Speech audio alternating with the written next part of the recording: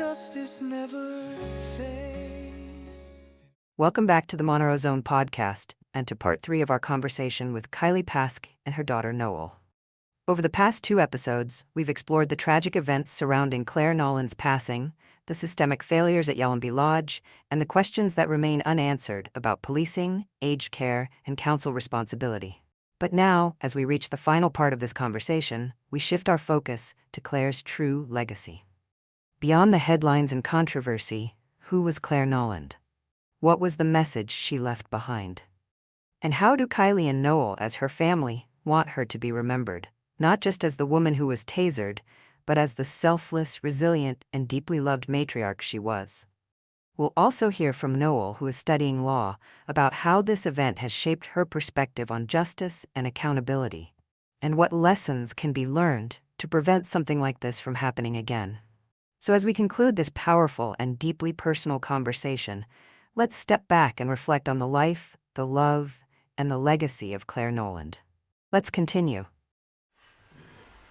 I must say I was surprised too, because when I was told that a lot of the agency staff didn't speak English, I found it hard to believe, and then someone sent me a recording of the 000 phone call, and I was very surprised that you would have someone that didn't speak English running or in charge of the aged care centre at that time.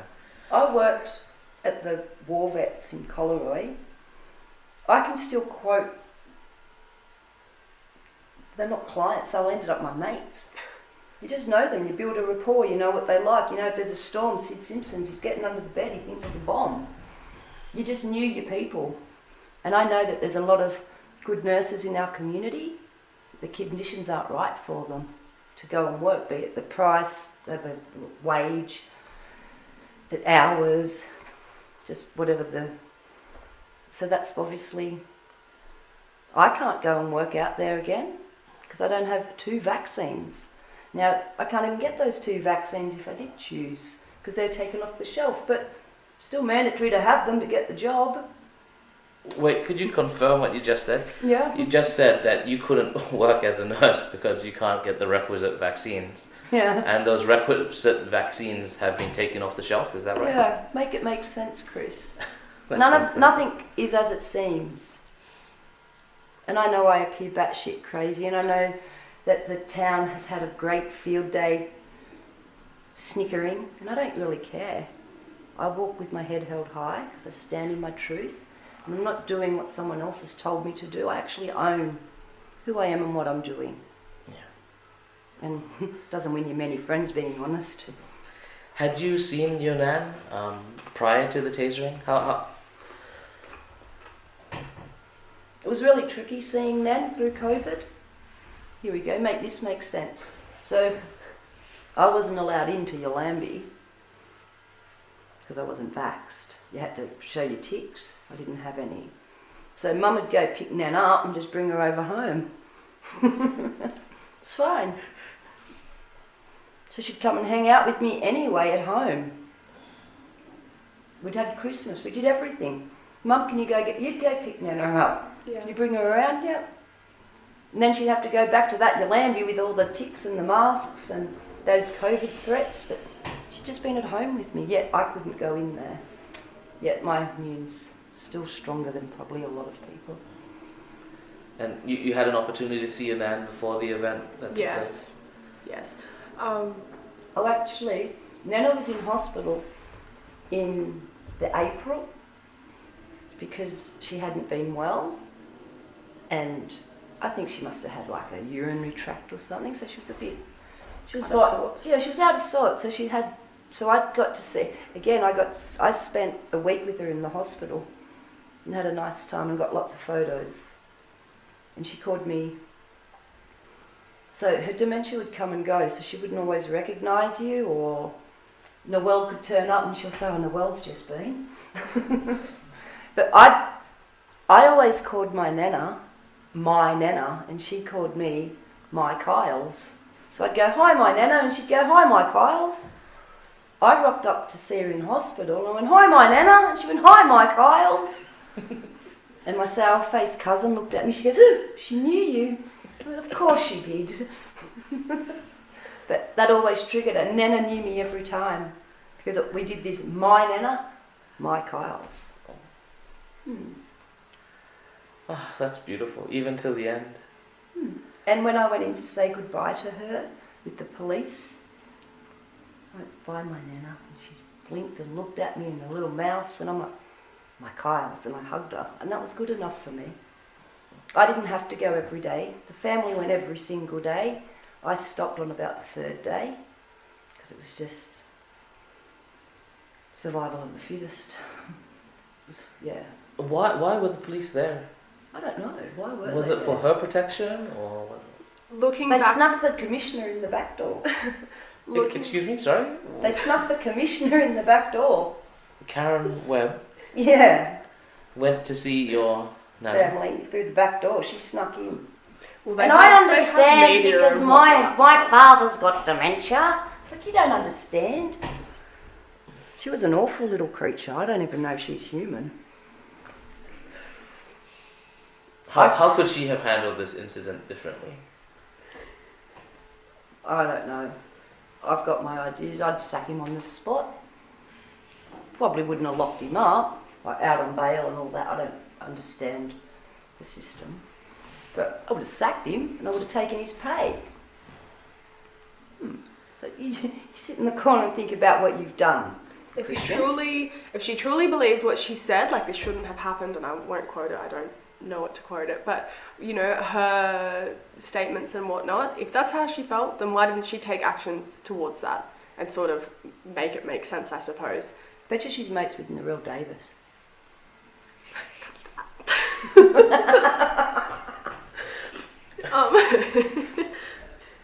Nowell, you're studying.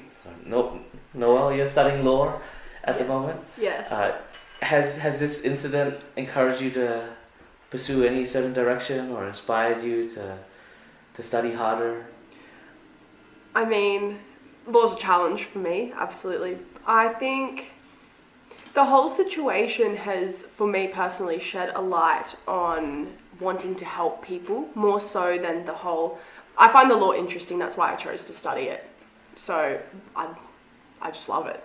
But in this particular case, it's sort of changed my way of thinking to, yeah, I really like this is cool, I want to do contracts and whatnot, to more, I want to help people. Someone needs a voice, like my nana, she needs a voice. She's no longer here to represent herself, or not even someone who's passed away, people who don't have that voice for themselves or can't articulate themselves in a way that, you know, comes across to a judge. So, I mean, I do my best with studying. It doesn't always come naturally, but it has definitely inspired me to sort of look at it from a more empathetic way, I suppose. And yeah, I want to help people. I want to be able to, and justice. So looking at this situation, Christian White, yeah, you tasered my grandmother. Are you crazy? But it's also, where's the accountability back further down the line? That's sort of my thinking in this situation in particular. Weird. My main focus at the start of all of this was, I thought it was a really simple story of, yeah, here's a bad policeman, he's done something awful, and that's the end of the story. But then it was, thanks to Andrew, it was, wait, you got to think further down the line. Like, how did she get the knife? And why didn't a nurse deal with it? Then why didn't a family member deal with it?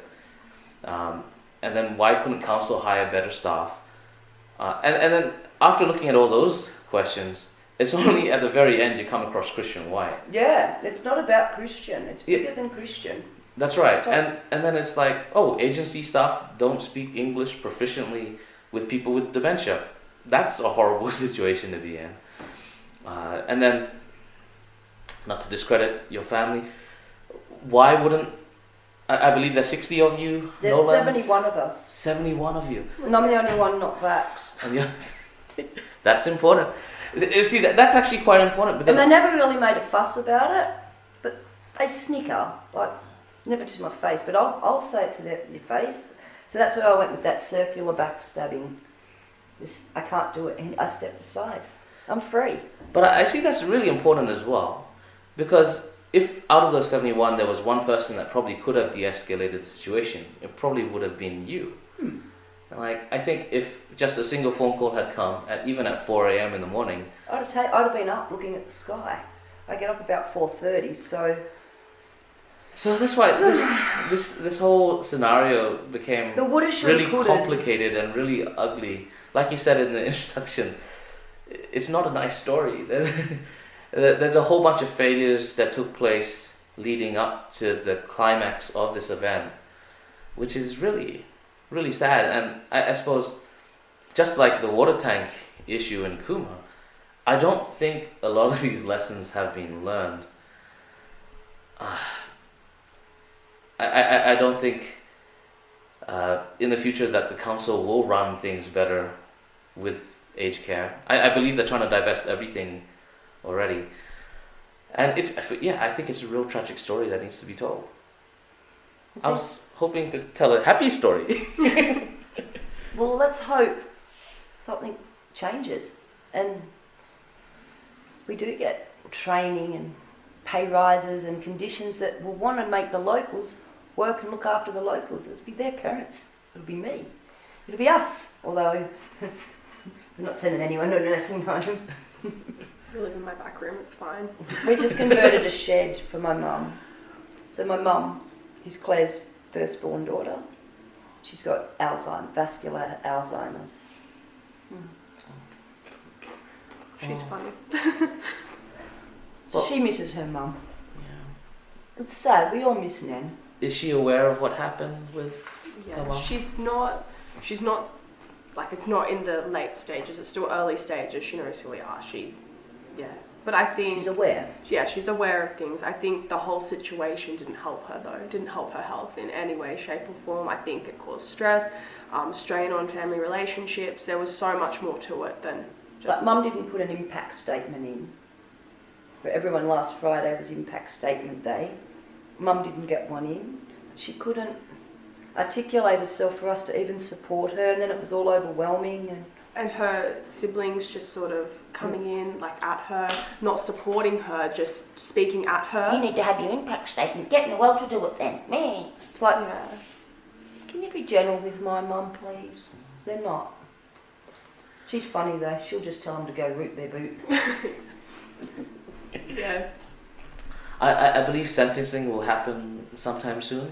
Yes, so they had the sentencing hearing on last Friday? The family read the impact statements on Friday, which was and I think sentencing's happening.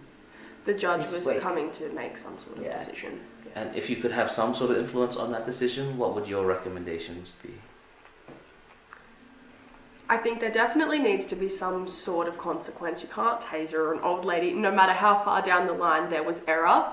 You can't taser a 95-year-old lady. There needs to be some sort of consequence. However, living the rest of your life known as a granny killer, is that not consequence enough? I reckon you should do my lawns fortnightly.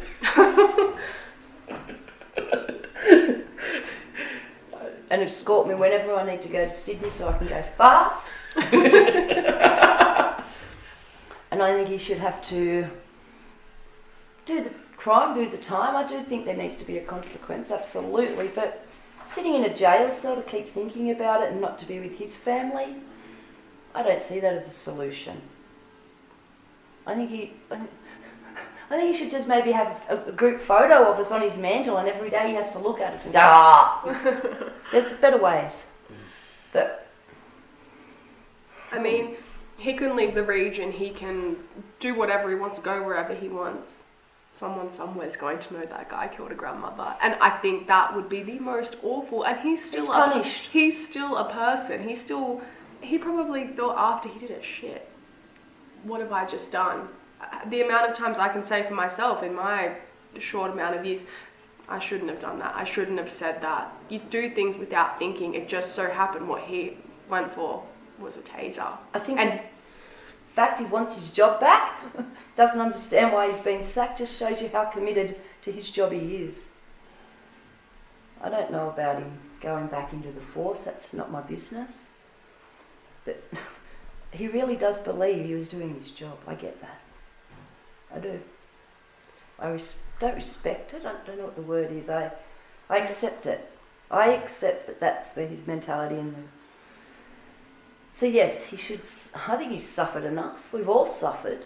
There's no winner, and no matter what we do, Nana's not coming back. Nana had a really good innings. Nana had a wonderful life, and like I said, she was hardcore. Like at 87, she was still going to the nursing home to feed the old people. She goes, I have to go, I've got to feed them old people. She had the most wittiest humour. She was like a really cool old girl and raised her 8 kids on her own and had faith and strength. And that's what I've got from my nan. She knew God.